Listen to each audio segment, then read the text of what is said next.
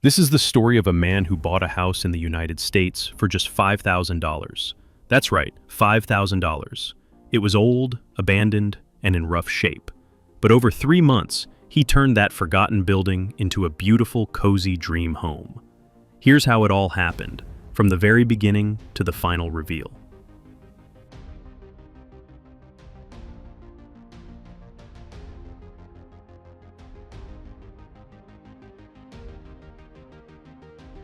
When he first stepped inside, the house was full of trash. It had been sitting empty for a long time. Nothing looked clean or safe. The floors were damaged. The walls were old and cracked. The ceiling had to come down. But that didn't scare him. He saw the potential hiding under all that mess. The first job was simple, but not easy. He had to clean everything. He threw away all the garbage, cleared out the broken furniture, and made space to start fresh. Then he removed the old floorboards. They were too damaged to save. The walls were also stripped down, getting rid of outdated materials that didn't fit the new plan. The ceiling? Gone too. Everything had to go, so he could build again from the inside out. Once the house was empty, the real work began. The damaged floors were replaced with strong OSB boards. OSB stands for Oriented Strand Board. It's made by compressing layers of wood strands with glue. It's a strong and affordable material used in many modern homes. Unlike traditional hardwood, OSB is easier to install and doesn't crack easily. That's why it's often used as a subfloor in renovations.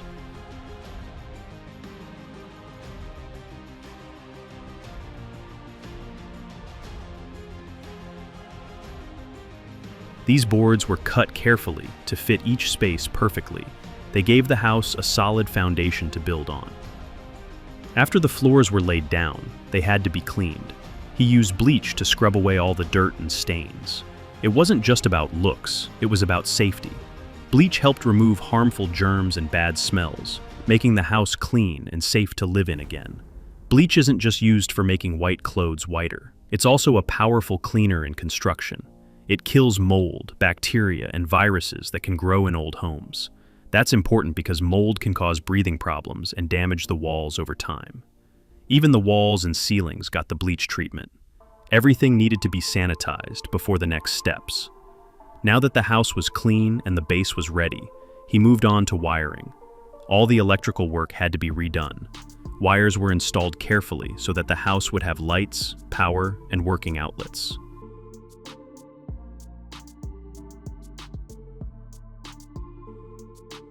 In most US homes, electrical systems follow a 120-volt standard. That means every plug and light switch must be wired correctly to avoid short circuits or fires. Installing or fixing wiring isn't something anyone can just do.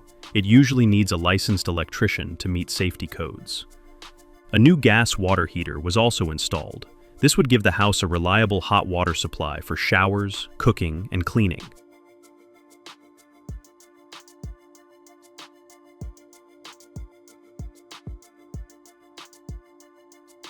On the outside, gutters were added along the roof.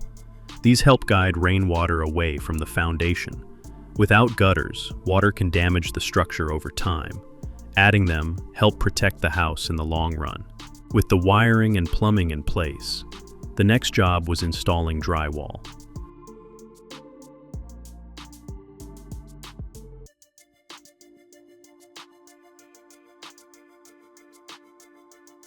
Drywall is what gives the inside of a house its smooth walls and ceilings. Each piece had to be measured, cut, and placed with care. Drywall sheets are usually made from gypsum paper. They come in standard sizes like 4 feet by 8 feet and can be cut to fit different walls or ceilings. To keep the drywall stable, it's screwed directly into the wooden frame behind the walls called studs. Studs are usually placed 16 inches apart in most American homes. That spacing gives enough support while saving on materials. Once it was up, it was time for mudding. That means covering the seams and small gaps between drywall panels. This step helps create a flawless surface that's ready for painting later. In the basement, he used a special primer to cover stains on the walls. Primer helps paint stick better and creates an even base. It also seals in old marks, and stops them from showing through. Throughout the renovation, safety was always the top priority. Many tasks were handled by skilled workers who knew how to do the hard parts safely and correctly.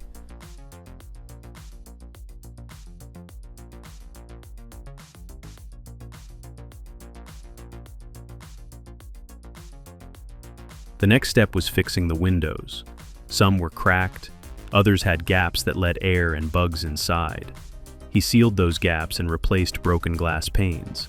Now the windows looked good and worked properly too. New doors were added inside the house.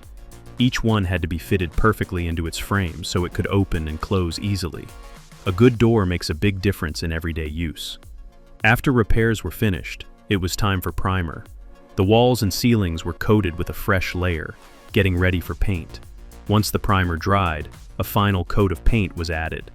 This gave the space a clean, new look. With the paint done, it was time to lay down new floors. He chose beautiful wood flooring with natural grain patterns.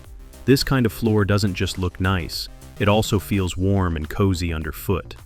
Wood floors are popular because they're easy to clean and last a long time with good care. After laying down the wood, he added baseboards along the bottom of the walls. These help finish the look and hide any small gaps between the floor and the wall. The bathroom was next. Before any tiles could go in, the floor had to be cleaned and made flat. Any bumps or dips had to be fixed. Once the surface was dry and level, tiles were laid down, both on the floor and the walls. Bathrooms are one of the most expensive parts of a home to renovate. That's because they involve plumbing, tiles, waterproof materials, and special tools. Even a small mistake, like uneven tiles or bad sealing, can cause water leaks or mold later. That's why every step has to be done with extra care. He made sure every tile was lined up correctly. That way, the bathroom would not only look neat, but would also last longer. A vanity with a sink was installed, along with a toilet and a bathtub. The plumbing connections were done carefully to avoid any leaks or problems.